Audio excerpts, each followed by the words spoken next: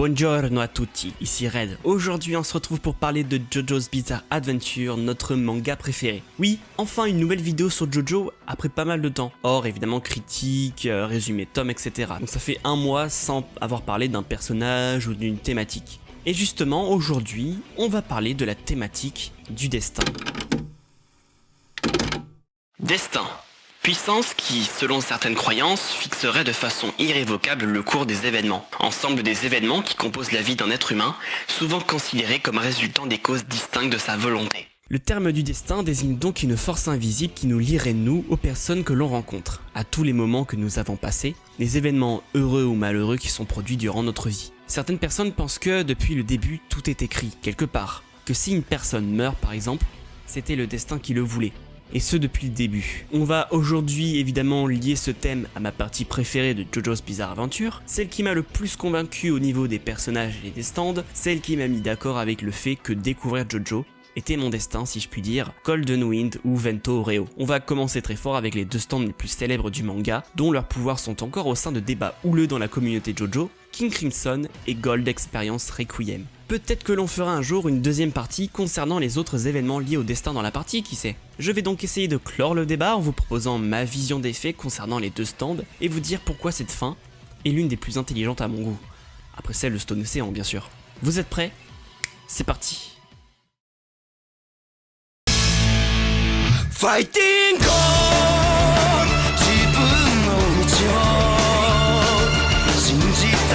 Comment ne pas parler de Giorno et Diavolo? À la base, c'est quand même eux les personnages qui se cachent derrière leur stand et qui ont le droit à un développement à travers les 9 jours que compose l'arc. Giorno Giovanna, de son vrai nom Haruno Shobana, est un garçon de nationalité italienne, japonaise mais aussi anglaise. Pourquoi anglaise? Il est le fils de Dio, sombre monarque des ténèbres qui en a beaucoup profité durant son retour sur la terre ferme, entre 1983 et sa mort en 1987. Les premières années de sa vie furent rythmées par une mère absente, un beau-père violent, mais surtout un événement qui le marquera à jamais.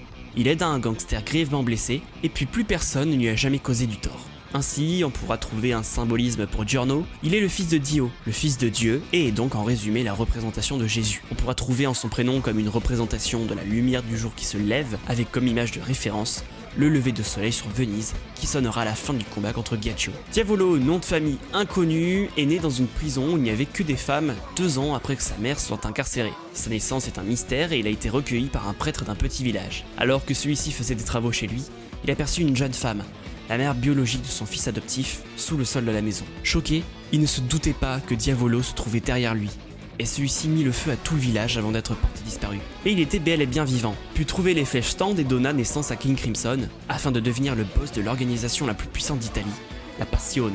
Sans surprise, Diavolo veut dire diable en italien. Il va donc tout naturellement s'opposer à Giorno et son nom qui inspire la lumière, le lever du jour. Diavolo, lui, agit dans l'ombre, représente la nuit et l'ombre.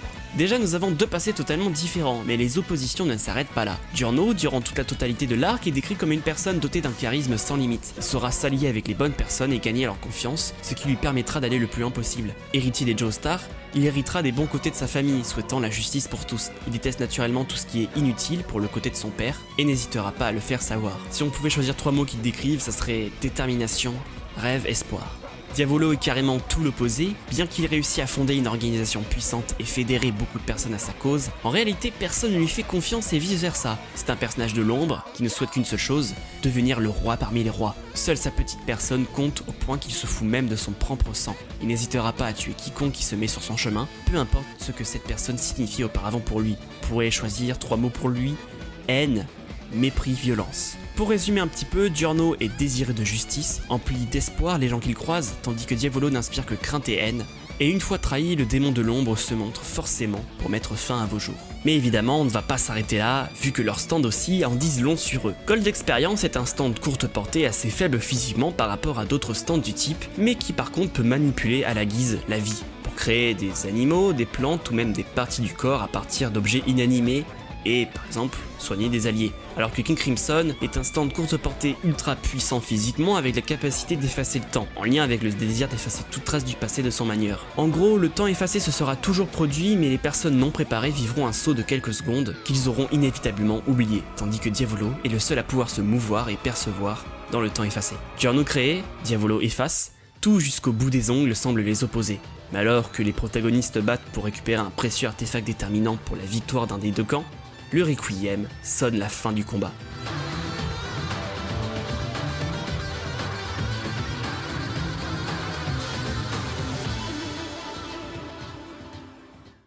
Arrivé au Colisée de Rome, après 2 intenses combats contre Cioccolata et Secco, l'équipe de Bucciarati rencontre un Jean-Pierre Polnareff qui n'est plus comme on l'avait connu, avec un ton plus grave, plus sérieux, un bras et 2 jambes en moins. Celui-ci posséderait l'artefact permettant de vaincre Diavolo et son surpuissant King Crimson. Mais malheureusement, le grand méchant réussit à se faire passer pour triche auprès de Bucciarati, sur des histoires de perception de l'âme, enfin bref. Diavolo se rapproche de Polnareff, révélant pour la première fois sa vraie forme et passe à l'attaque. Il tue Polnareff, mais Silver Chariot devient Chariot Requiem et se met à intervertir entre les corps les différentes âmes, ce qui fait que par exemple, Trish et Mista ont échangé de corps. Après que Narancia soit mort des mains de Diavolo et une intense course-poursuite avec le stand, Diavolo arrive à comprendre le secret de Chariot Requiem et tente de s'emparer de la flèche. Mais Bucciarati, en tant que chef de l'équipe, arrive à sauver la mise de tout le monde, en reformant le pouvoir de Chariot Requiem et s'élevant dans le ciel, son sursis écoulé. Mais ce n'est pas encore terminé. Après un cafouillage, c'est Giorno qui a récupéré la flèche chez Requiem et qui se la plante dans son stand. Diavolo n'a pas d'autre choix que de se ruer vers son pire ennemi, le fils de Dieu, mais il est trop tard. Gold Experience a pu goûter à la flèche. Mais les choses se passent comme prévu pour Diavolo, qui avait vu la défaite du groupe et la mort de Giorno dans sa vision. Mais alors qu'il pensait en avoir fini avec une simple rafale de coups de poing, Gold Experience révèle un nouveau visage.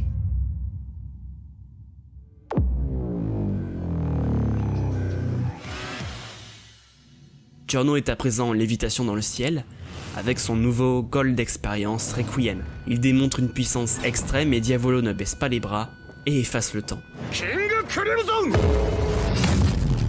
Mais alors qu'il pensait en finir, tous les événements qui se sont produits dans le temps effacé reviennent à leur place.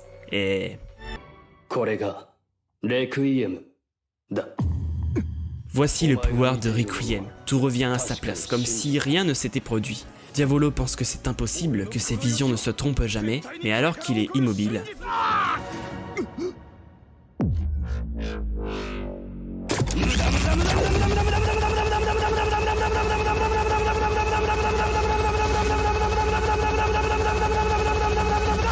Diavolo se fait littéralement tuer par Gold Experience Requiem et devra faire l'expérience d'une mort qui ne s'arrête jamais.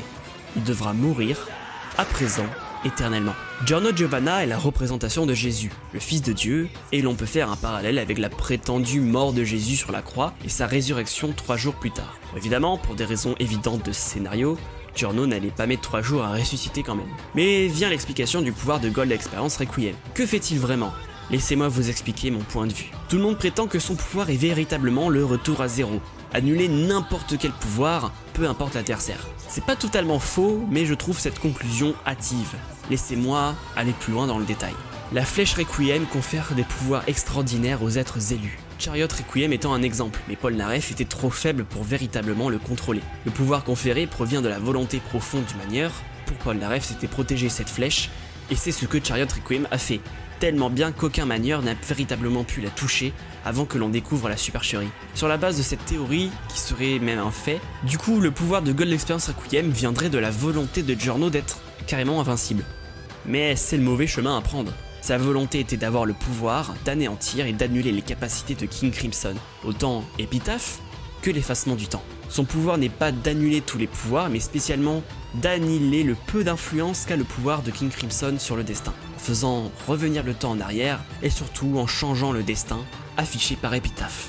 Évidemment, ça va changer beaucoup de choses et permettre de mieux comprendre la fin de la partie. Giorno récupère la flèche Requiem et beaucoup de personnes se sont posé la question concernant Gold Experience Requiem, s'il était toujours en forme évoluée ou est redevenu le Gold Experience que l'on connaissait. Ma théorie pourrait clore le débat avec un constat simple. Vu que Gold Experience a fini sa mission, il n'a plus aucune raison d'exister.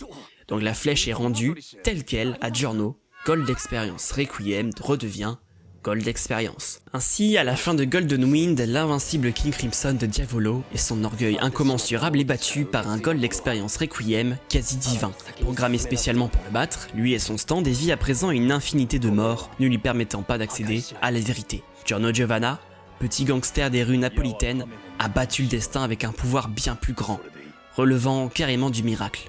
Il a récupéré le gold d'expérience qu'il connaissait, tout en conservant la flèche, ce qui lui permet de rester très longtemps à la tête de la Passione, pouvant enfin réaliser son rêve doré et rendre les rues de Naples et d'Italie plus sûres.